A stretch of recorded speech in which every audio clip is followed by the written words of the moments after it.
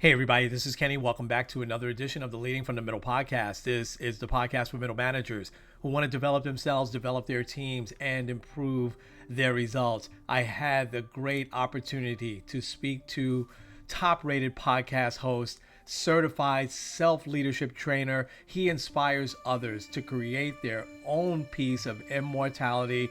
Dom Brightmon joined me on the podcast today.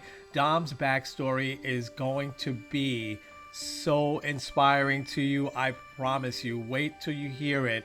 And Dom has taken all of his experience now and he advises and inspires and encourages authors, but other leaders. So listen in as he talks about the 5 E's of leadership, the 5 C's to explosive growth, mentoring, a lot more. You don't want to miss a second. Let's get at it. This episode is brought to you by Kitcaster. Kitcaster books you on top podcasts. How do funded startup founders attract prospects and talent? Podcast interviews. How do entrepreneurs with exits find new deals? Podcast interviews. How do C-suite execs differentiate in crowded markets? Podcast interviews. Kitcaster books you on top podcasts. Click the link in the show notes for a special offer. Celebrate good conversation. Hey there, everybody. Welcome back to the Leading from the Middle podcast. And I got to tell you, I have an inspirational guest today who's going to talk about leadership and a bunch of other things. I just love and admire everything that he's doing, and we're going to find out about it. You're going to find out about it today. So I want to welcome to the podcast top-rated podcast hosts, and you will be surprised how many podcasts he has done. Certified self-leadership trainer, and he's inspiring others to create their own piece of immortality. I love that. I want to welcome Dom Brightmon to the show today. Dom, it is great to have you. How you doing there, sir? Man, doing well, Pastor Kenny, man. Appreciate you, man. Thanks for having me on your show, and you're doing some great stuff yourself, man. So you're doing great. The podcast was at least 50 episodes by the time this comes out, so you're doing great, man. Yeah, no, thank you so much. I so appreciate coming from you. That is as quite a compliment. And I got to find out, and I want the audience to find out your backstory, because I got to believe that you're inspired somewhere to do all the remarkable things and to pass on all of the great advice that you've passed on to so many people now. So tell us your backstory and what's inspired you to do what you're doing. Yeah, sure thing. So basically, I'm just a quiet kid that found his confidence. Grew up basically in one of 3 places, usually at home or playing in the neighborhood with my friends, or in school, in class with my classmates, or in church, because my dad was actually my biggest guy. Actually took me to church when it came to Sunday school in the mornings, and always basically with him being a part of so many groups in the church, being a trustee, to being part of the male chorus, to all these other different things. Of course, my mom, she's big into the church too. She's my first ever professional public speaking coach, and the wonderful influence, just having those 2 wonderful folks in my life, and basically taking that foundation from being around them and other folks that are decades ahead of me, since I'm the youngest in my family out of the 4 kids.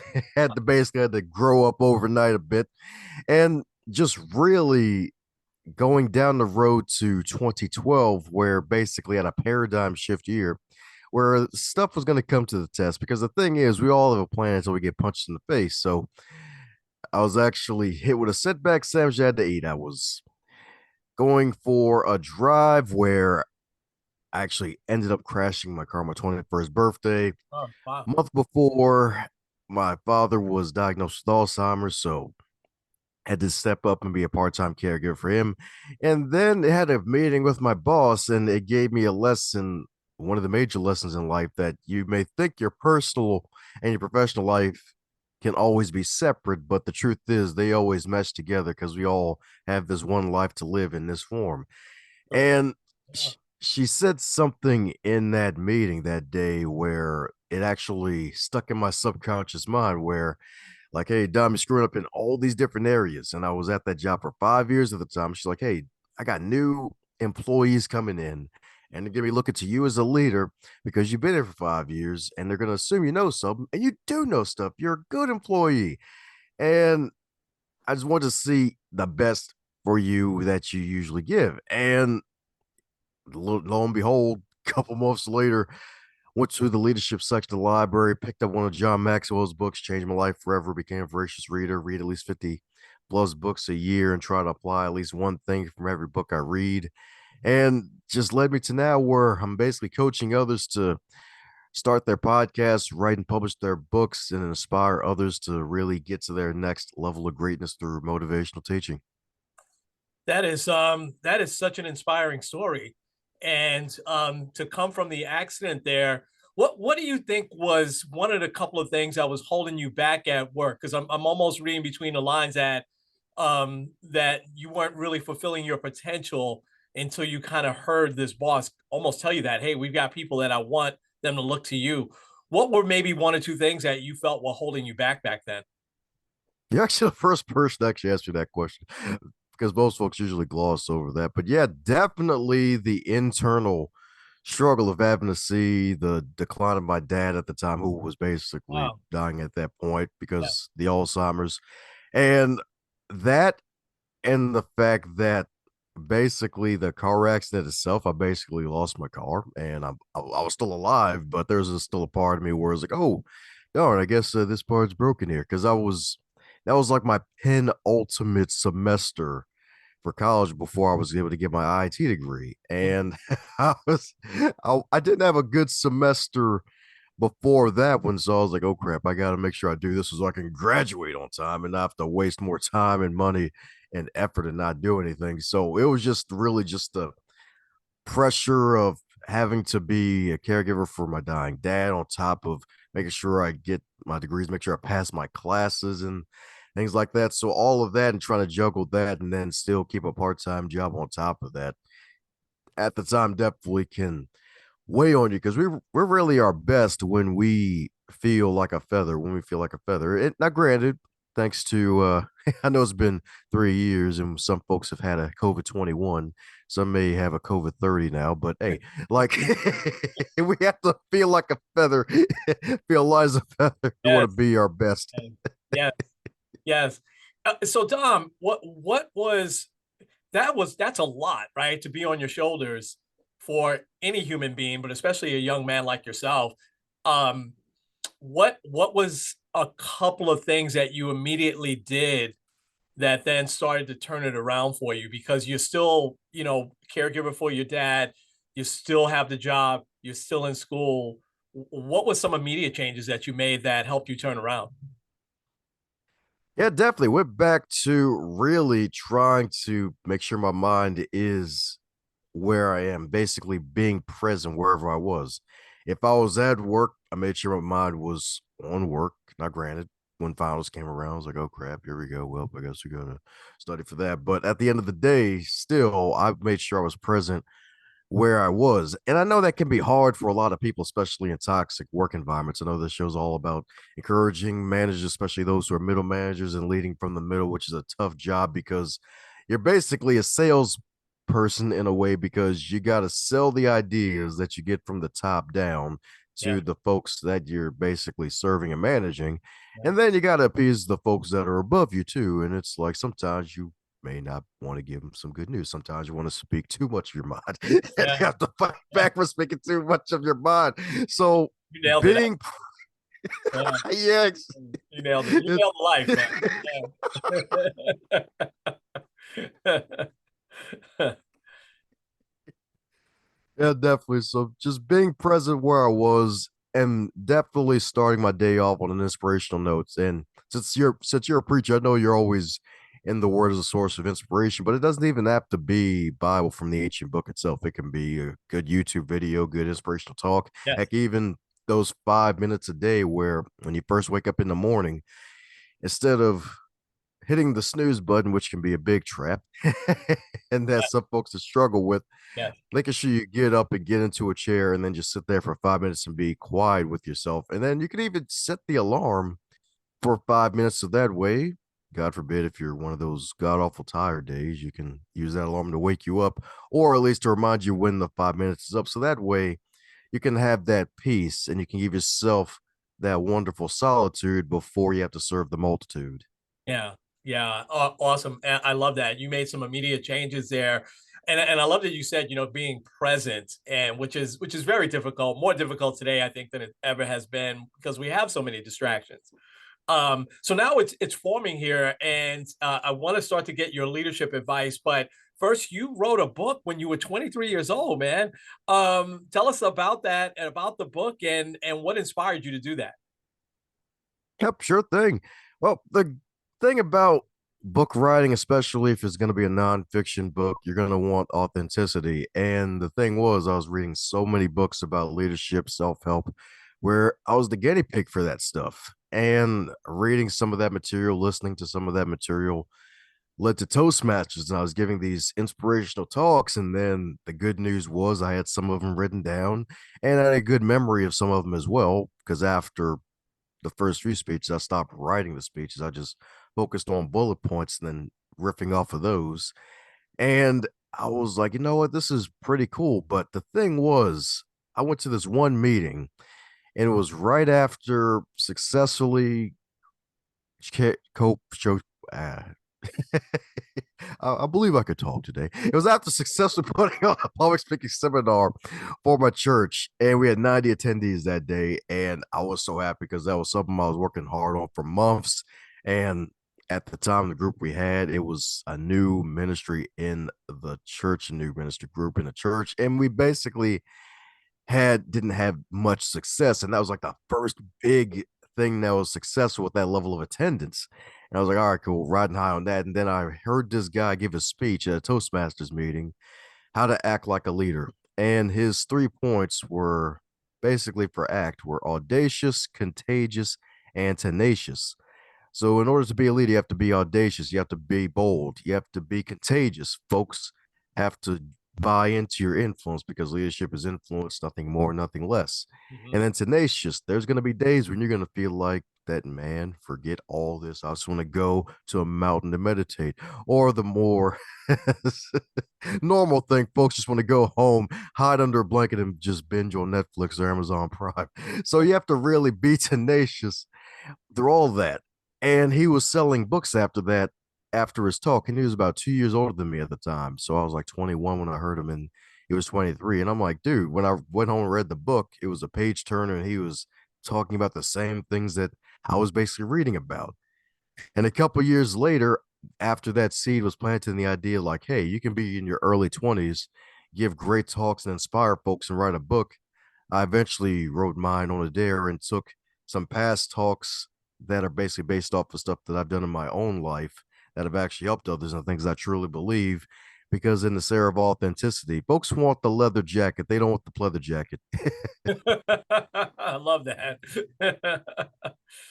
Oh, that is so awesome. That inspired you to do that day, and I love the ACT.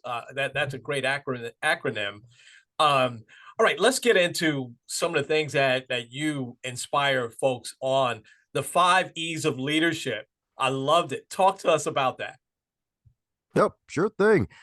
First E is examination. You have to really do some examination for yourself. And that's one of the major reasons why self leadership is important and why it's the first one, because you have to start where you truly are and take stock of where you are. So back when in 2012, where I realized, okay, I got to make some changes here and I had to make them fast, I was able to make those changes. One tip for folks, if they want to up their level of self awareness and maybe do some modifications in their own life, is the mirror force method, where you ask a few folks that are close to you or a few folks that you can trust 3 things you're good at and 3 things you can improve upon, because the answers will surprise you. Like some of the good things, like, oh, strengths, like funny, oh, he gives great talks, oh, he's easy to get along with. Okay, that's pretty good stuff. I gather that. But some of the other stuff that I was gathering from folks when I asked them, some folks like, oh yeah, he's got antisocial tendencies. I'm like, man, wow, this is a Wow. new one. Yeah. And and that Yeah. That one was from a friend. That one wasn't from work, obviously. But he knew me from high school. He wasn't there because he moved all the way out to Arizona for schooling. I was still in the Baltimore area at the time, so he didn't see the months of growth in the path I was on at the time. So that threw me off. But the thing was, and I thought about, I was like, oh, I guess that he probably still sees me in that light, and I guess I probably need to do some more work on that to show up in the new light. So taking action from that, joining more groups, being more sociable, and just doing that self-examination piece, and then just taking intel from others to see how you appear to others, because we appear to ourselves in one way, but there are other folks who could see our blind spots that we may not even consider or never know. Like, we can only see that 270, we may not be able to see the rest of the other 90 degrees. Yes, yes, absolutely, absolutely. So examination as well, and I love the intentionality of that. You actually went and got feed. Not many people, because a lot of people won't do that because they, oh, I don't want to hear it. That was awesome. Okay, so that's our first E. What's the others? Yes, E number 2 is education. Education. And I'm not just talking about going to school and getting a degree. That's great and all that. That can be part of it, especially depending on your expertise level and what you choose to attain in this lifetime. But it's all about going to conferences, reading great books, listening to great podcasts like Leading from the Middle, and really just adding to your wonderful arsenal of memories and adding to your arsenal of education, because it's better to be forearmed and forewarned if you want to have success. And it'll actually up your game, because the thing was, in grade school, you read some of these old books if you choose to read them, and it kind of makes you fall out of love for reading because they're so boring. It's like, oh man, I'm not a fan of this. But then discovering the fact, like, oh, I have to read those books. I can read something entertaining, something inspirational. Like, there's stuff out there that can help me to win friends and influence people, stuff to help me to have qualities of a leader, stuff there to help me become an elite performer and sustain that level of success. Like, there's stuff out there, heck, even financial books, like so many different topics to choose from. And just reading those great books and taking at least one tidbit of information from each book and trying to apply it to my own life. And one of the major tips I gained from a book, it was a Leader Shift by John Maxwell, Yes. is the question of how far can I go when it comes to really reaching for your best self. Because sometimes, like, all right, so it's like, oh, you have a goal to make sure, I don't know, grow my organization in this case, or grow church to, like, I don't know, 500 congregants in person again, since may have lost some members due to COVID, like that may be the thing. But it's like, instead of just focusing on the number and how long it'll take, focus on how far you can go and grow. It's like, okay, maybe go for 1,000 members, or maybe seeing how, okay, how many different ways we can market our organization, the things that we do. Like, what is the pain point of the folks that we serve? Like, how can we serve those in our community? What is our one major word that we're gonna basically base our organization on? Like, is it going to be leadership? That's what John Maxwell did over 40 years ago, and he focused on being the expert in that, and 40 years later he's the world leading expert on it. Hmm. Like, just different things and just taking action from what you learn. Yeah, I love it. I love it, and I love that you said you read about 50 book with about a book a week, and you're taking bits and pieces from each one and implementing it. That's why the education piece is so important. I love that. All right, what's our next one? The next one is execution, because you can talk all day, plan all day, but if you do nothing, you're gonna have nothing. Exactly. Yes, I love it. You're right. Yeah, absolutely. Absolutely. Absolutely. Yes, indeed. So yeah, definitely execution, getting things done. So taking intel from the examination piece, and then the education piece, and then the examination. Once you're done examining and educating yourself on what to do next, just take action on that item of action that you need to do. So that way you can ascend to your next level.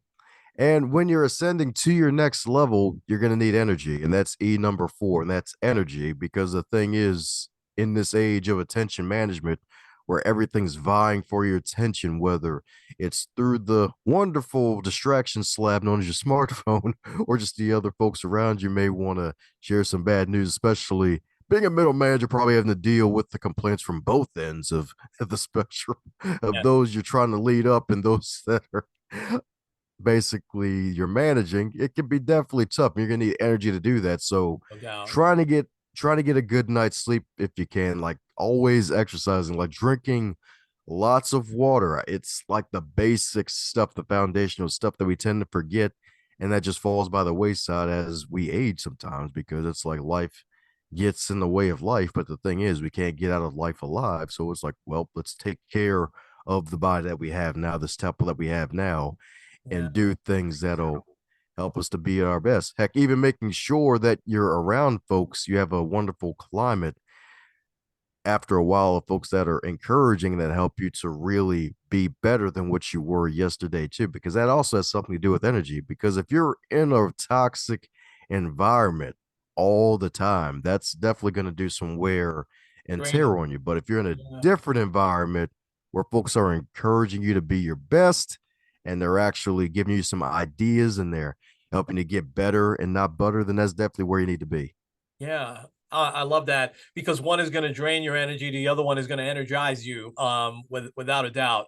I love that. And this is awesome, by the way. What's our fifth one? The fifth one is definitely explosive growth. Definitely Explosive. explosive growth.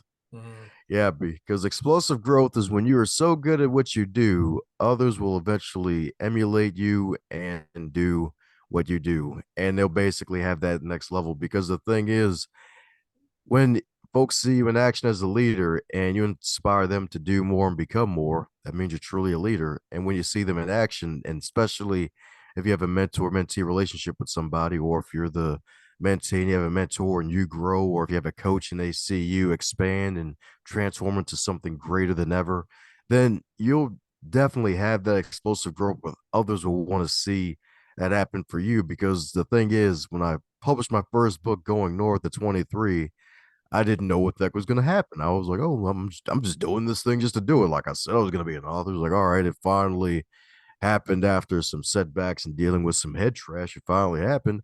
And little did I know that folks decades older than me would get the inspiration to write and publish their books after reading mine because they're like, wait, this is a short book and he's 23 doing it. It's like, shoot, I got like two books. Let me go ahead and write some books of my own. And to my knowledge, at least six folks became published authors after reading mine. And that's definitely one of the greatest gifts that God's given me, to the fact of, Influence. hey, like you're Absolutely. inspiring people. Yeah, influencing and inspiring people. That's fantastic. So I love those five E's. They are just, I mean, leaders. You'll get them because I'm going to ask Dom in a few minutes to where people can connect with him at, and you'll see his site is terrific where it's laid out for you. So, but those are just five things to live by, and not just in leadership, but in life as well. I love all of them. I have one more question for you before we get to where folks can. Actually, I got a couple more. Um, you've interviewed a lot of people. I listened to a few of your podcasts. It's now on my playlist. Um, what are a couple, maybe two or three consistencies that you see across the successful people that you've interviewed? What are some skills or habits that you see? Wow, okay, I see this now. These successful people always do this. What's two or three of those, Dom? Sure thing. The first one of the commonalities is reinvention. Reinvention, because there are times where we go through life, sometimes we reinvent ourselves subconsciously after a while, because as we grow in life, we may change our environment, we may change jobs, we may go into different places and basically do different things. And we usually change depending on where we are, whether it's depending on the people we hang around or the folks we listen to, whether it's online or in person. So reinvention, because a lot of the guests, they started off in one area, but they were able to find and redefine their brand to where instead of trying to help everybody in business, which Yeah, is not when you first hear it's like, oh, I can help everybody. It means I can make more money. It's like, oh no, that just means Oh, you can help everybody. In other words, nobody. So yes. drilling down to where it's like, all right, I can help these folks, and then eventually others will join the magnet later. So Yeah. basically, reinvention is the one thing, reinventing yourself for the better. Yeah. The other thing is having a great routine. I had one author on my show a couple of years ago. She's really prolific in her own right and for her clients because she's a sci-fi ghostwriter. Mhm. And she's lucky enough to where she actually has a stay-at-home dad. She's a mom. She was a new mom at the time, but she has a process where she's able to write 10,000 words a day at Wow. least. Wow. 10,000 words. I'm like, dude, Yeah. that's basically the amount of words in my second book. I'm like, dude, 10,000 words a day. Like, Yeah. Yeah.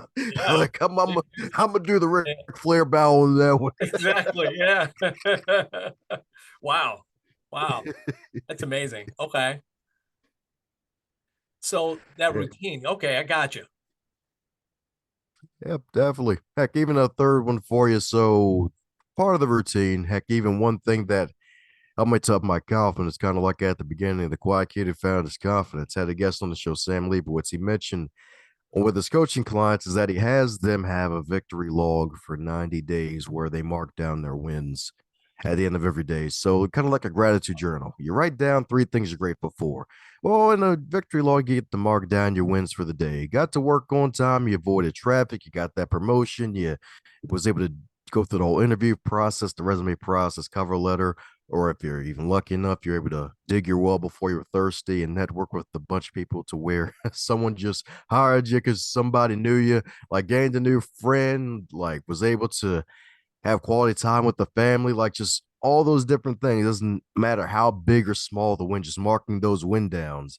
And Yeah. then about 90 days in, going back and checking over your progress and seeing where you've had these victories. So you'll have that journal of proof that you've done things that are successful indeed. So those are just a few things that I've gained from interviewing over 500 authors. Yeah, yeah. Wow, and that's amazing in itself. And but I love that piece of advice because the days just run into each other, and if we don't take that time to reflect at the end of the day, and really, I mean, who else gonna pat us on the back? You know what I mean? It's great to get that.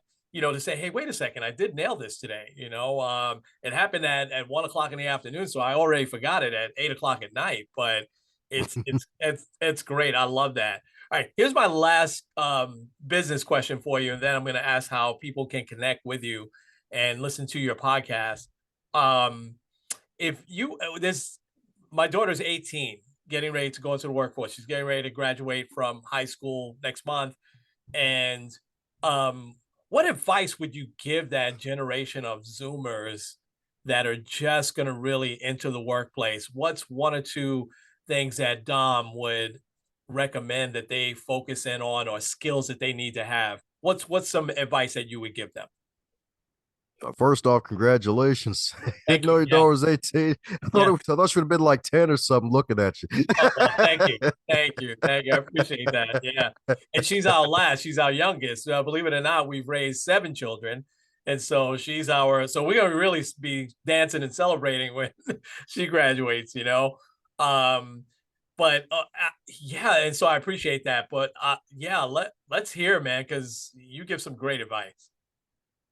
Sure thing. First one is definitely network as much as possible and always be ready to connect and communicate with others because you never know when it'll pay off. Because the thing is, read in the book, I believe it was The Hard Way by Bradley, if I'm not mistaken. He had this one quote that's still stuck with me is that the more hands you shake, the more money you make. And it doesn't even have to always be dollars. Like having 10,000 friends is better than $10,000 because 10,000 friends will get you in different places where $10,000 won't. Yeah. And like Yeah. network as much as you can, have business cards ready since Generation Z. And I'm sure there's some folks who be like, yeah, let's be more green. Like it's great to have business cards, but also have that virtual business card ready. I believe there's an app called Hello. It's like a purple and white app where you can put all your contact info and things like that in there. Folks can scan your QR code. So just network with people, then check in with them from time to time, share some of their posts on social media to nurture that relationship from afar. So that way it's like, oh yeah, that person already likes and shares my posts and things like that. And then just checking up in on them because you never know when you may need help down the road. So get those contacts now and make sure you keep them and keep growing those contacts. And the second thing is to always make sure that you never lose your desire to succeed. Because the thing is, one of the things that kind of held me back a bit, so it was probably somewhere in between, I'd say the 2017 to 2019 years. Like there was some times where, yeah, there might have been some grief because I lost my dad at the time, but at the same time, it felt like things were moving because I had goals and nothing was happening. But it was all divine timing, to be honest, because the book became a bestseller. But like making sure you always keep that desire to succeed, keep that hunger within you, like stay around the fire, those who will keep you inspired, those who keep you at your best, folks that help you to feel at your best, that energize you. Because the thing is, when you're around those folks, as opposed to those who want to kill your dreams and say, "Oh, girl, you can't do that." Like that, Yeah. that ain't Yeah. nothing. Like be around those who are possibility thinkers and keep that mindset for yourself. Never lose that because that's going to be one of your greatest assets, and others will appreciate it too. Yeah. Wow. Priceless, Dom. That's priceless advice, man. Thank you so much, for it. And I got to tell you, I am so inspired by you. I'm so glad I was inspired by you before I got to talk to you. And I'm so inspired even more by talking to you. God bless everything you're doing. And please continue to do it. It is awesome work. It is needed. Your enthusiasm is contagious. And I'm just praying that a lot of people listen to this and will, get all of the hints and tips that you gave today, which were priceless. But before I let you go, I want to be respectful of your time. But before I let you go, how can people connect with you and tell us a little bit more about your podcast? Sure thing. So for those who want to keep in contact with me, and before that, I want to thank you again, Pastor Kenny, for having me on your platform, my man, because hey, it's definitely a great opportunity to mean something's working.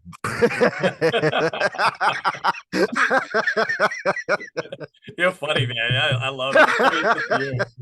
Oh my gosh, it's funny. Absolutely. Yeah. But for those who want to just keep the humor going and want to learn more about yours truly, just head over to dombrightmon.com. That's dombrightmon.com. All things Dom are there, especially the Going North podcast itself, where the goal is to interview over 1,000 authors across the globe. And I'm about a good 750 Yes. in so far. So, Yeah. yeah, check that out if you want to be inspired to write a book of your own, to join that business of immortality, or heck, even just get inspired to really learn some tips, because there's a lot of